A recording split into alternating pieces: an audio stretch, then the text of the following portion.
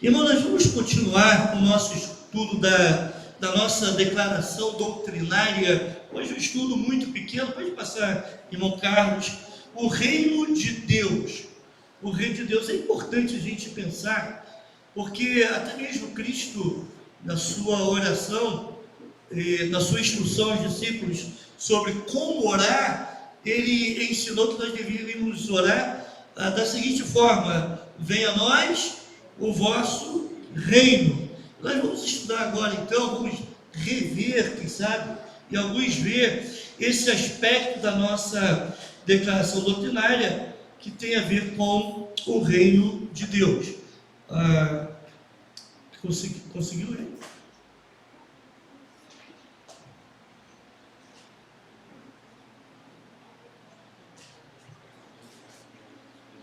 É só ampliar a tela que aparece ali.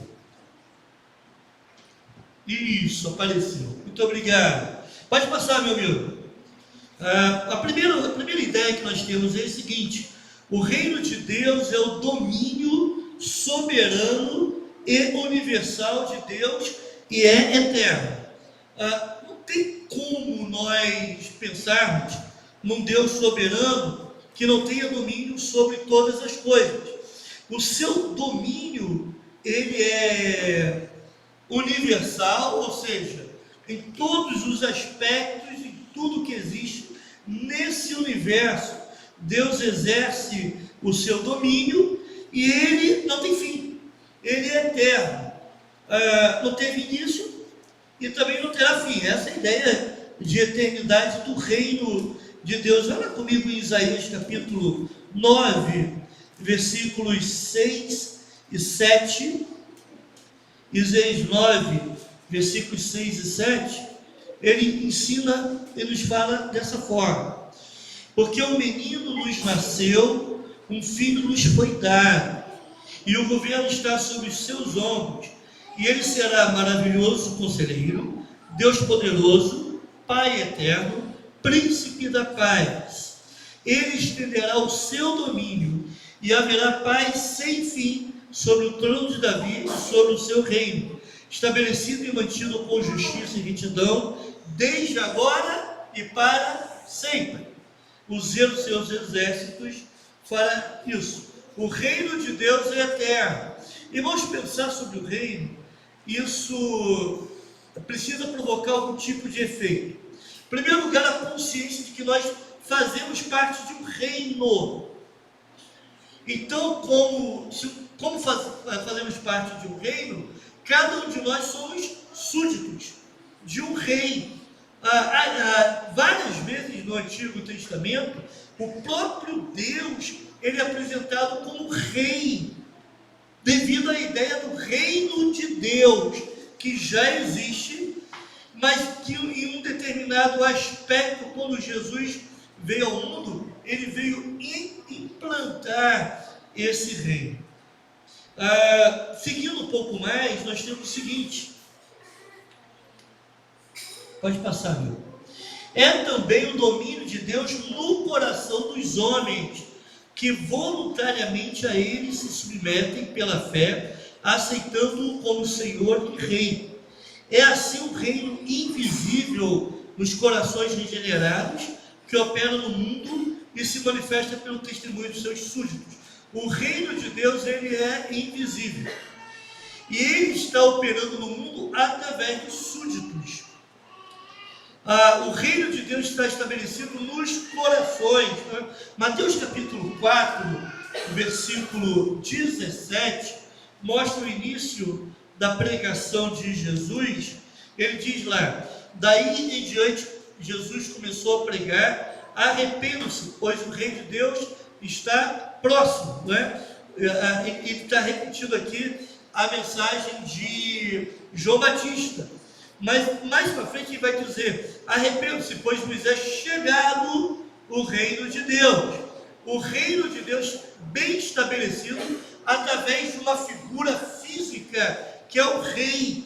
Irmãos, não existe reino sem rei, concordam? Vamos lá, deixa eu repetir. Não existe reino sem rei. E Deus deu a Jesus toda a glória, todo o reinado,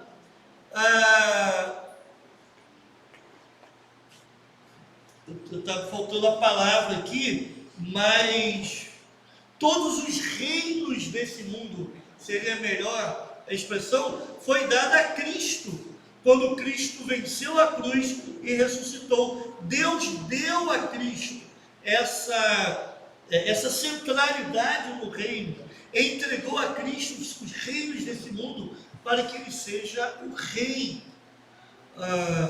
O que acontece quando um cidadão do reino nega que determinada figura não é seu rei e se rebela contra ele e nega que ele é o seu rei? O que acontece com esses cidadãos, com um cidadão desse tipo de algum reino desse mundo, no presente e no passado? Era morto, porque nem que seja por imposição, ele tinha que reconhecer o seu rei.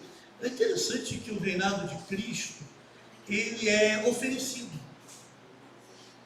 O reinado de Cristo, ele é estabelecido no coração daqueles que creem e daqueles que voluntariamente se submetem a Cristo pela fé. Então tem alguns aspectos, né?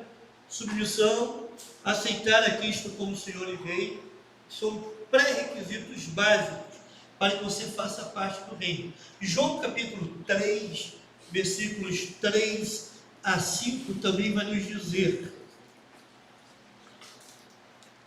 Em resposta, isso aqui é aquela conversa de Jesus com Nicodemos, né? Em resposta, Jesus declarou: digo a verdade, ninguém pode ver o reino de Deus se não nascer de novo. Perguntou Nicodemos: como alguém pode nascer sendo velho? Claro que não pode entrar pela segunda vez no ventre de sua mãe e renascer. Observe que a interpretação de Nicodemos é a partir de um pressuposto completamente humano. Por isso que ele não conseguiu interpretar bem. Aí o versículo 5 diz: respondeu Jesus, digo a verdade, ninguém pode entrar no reino de Deus se não nascer da água e do Espírito. Irmãos, Deus tem estabelecido o seu reino, mas em Cristo nós temos um reinado que, para que a pessoa possa fazer parte do reino de Cristo, precisa nascer de novo. Pastor, quer dizer que nem todo mundo vai fazer parte desse reino de Cristo? Não. Nós cantamos, por exemplo, aquele cântico que fala assim, o que é? Ó Rei Jesus, que te adoramos. Ó Rei Jesus, não é isso? Oi? Te entronizamos. É isso que fala? Jesus, te entronizamos. Declaramos que és Rei. Exatamente. Irmãos, nós podemos entronizar a Cristo? Nós temos esse poder de entronizar a Jesus? Na realidade, esse cântico é uma declaração de fé. Estou declarando aquilo que Jesus é na minha vida. Ele está entronizado no meu coração. Entende? Ele está tendo a devida centralidade no meu coração. Ele é rei. Ele que domina. Ele que manda.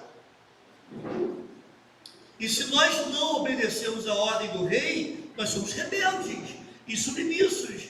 Estamos à mercê, estamos propensos, merecedores nos tornamos do castigo de todo aquele que é rebelde. E por fim, irmãos, na próxima tela,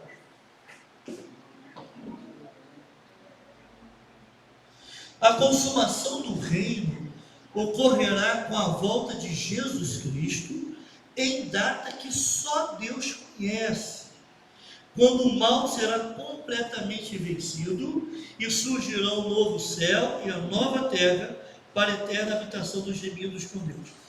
Engraçado é que Jesus fala que o reino de Deus é chegado. É chegado aonde? Nos corações. Então, não é aquele luxo que você encontra lá em Roma, lá no Vaticano.